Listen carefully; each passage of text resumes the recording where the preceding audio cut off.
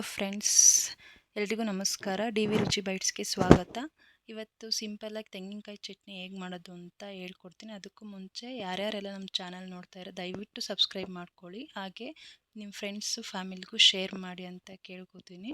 ಅದ್ರ ಜೊತೆಗೆ ಇವತ್ತು ನಾನು ಸಿಂಪಲ್ಲಾಗಿ ಹೇಗೆ ತೆಂಗಿನಕಾಯಿ ಚಟ್ನಿ ಮಾಡೋದು ಅಂತ ಹೇಳ್ಕೊಡ್ತೀನಿ. ಮೊದಲಿಗೆ ಸ್ಟಾರ್ಟ್ ಮಾಡೋಣ. ಈಗ ಮೊದಲಿಗೆ ಒಂದು ಪ್ಯಾನ್ಗೆ ನಾನು ಕರಿಬೇವನ್ನ ತೊಳೆದು ಹಾಕ್ಕೋತಾ ಇದ್ದೀನಿ. ಅದ್ರ ಜೊತೆಗೆ ಒಂದು 5-6 ಮೆಣಸಿನ್ಕಾಯಿನ ತೊಳೆದು ಹಾಕ್ಕೊಂಡಿದ್ದೀನಿ. ಇದು ಎರಡೂ ಚೆನ್ನಾಗಿ ಹುರ್ಕೋಬೇಕು ಫಸ್ಟು. ಸೊ ನಿಮಗೆ ಖಾರ ಏನಾದರೂ ಜಾಸ್ತಿ ಬೇಕು ಅಂತಂದರೆ ನೀವು ಮೆಣಸಿನ್ಕಾಯಿನ ಜಾಸ್ತಿ ಆ್ಯಡ್ ಮಾಡ್ಕೋಬೋದು, ಇಲ್ಲಾಂತಂದರೆ ಕಮ್ಮಿನೇ ಹಾಕ್ಕೊಳ್ಳಿ. ಈಗ ಇದೆರಡನ್ನೂ ಸ್ವಲ್ಪ ಚೆನ್ನಾಗಿ ಹುರ್ಕೋಬೇಕು. ತೀರಾ ಹೈ ಫ್ಲೇಮಲ್ಲಿ ಇಟ್ಕೋಬೇಡಿ, ಲೋ ಫ್ಲೇಮಲ್ಲಿ ಇಟ್ಕೊಂಡು ಸ್ವಲ್ಪ ಫ್ರೈ ಮಾಡ್ಕೊಳ್ಳಿ ಚೆನ್ನಾಗಿ. ಅದಷ್ಟನ್ನು ಹುರ್ಕೊಂಡು ಒಂದು ಕಡೆ ಎತ್ತಿಟ್ಕೊಳ್ಳಿ. ಅದಾದಮೇಲೆ ಒಂದು ಅರ್ಧ ಹೋಳು ತೆಂಗಿನಕಾಯಿ ತೊಗೊಳ್ಳಿ. ನಿಮಗೆ ಜಾಸ್ತಿ ಬೇಕು ಅಂದರೆ ಕ್ವಾಂಟಿಟಿ ಚಟ್ನಿ ಜಾಸ್ತಿ ಹಾಕ್ಕೋಬೋದು. ನಾನಿಲ್ಲಿ ಒಂದು ಅರ್ಧ ಹೋಳು ತೊಗೊಂಡಿದ್ದೀನಿ.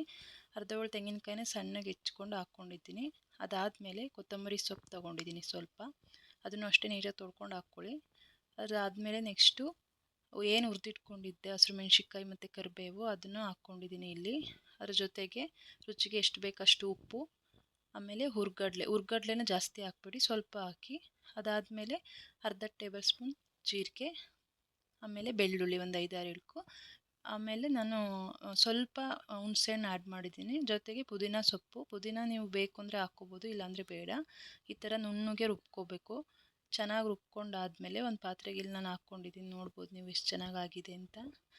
ಸೊ ನೀವು ಇದನ್ನು ಇಡ್ಲಿ ಜೊತೆಗೆ, ದೋಸೆ ಜೊತೆಗೆ, ಚಪಾತಿ, ರೊಟ್ಟಿ, ಪಲಾವು, ಚಿತ್ರಾನ್ನ ಎಲ್ಲದಕ್ಕೂ ಕಾಂಬಿನೇಷನಾಗಿ ಮಾಡ್ಕೋಬೋದು.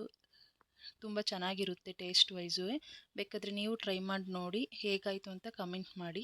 ಹೀಗೆ ಹೆಚ್ಚಿನ ವೀಡಿಯೋಗೆ ನಮ್ಮ ಚಾನಲ್ನ ಸಬ್ಸ್ಕ್ರೈಬ್ ಮಾಡಿ, ನಿಮ್ಮ ಫ್ರೆಂಡ್ಸ್ಗೂ ಶೇರ್ ಮಾಡಿ. Thank you.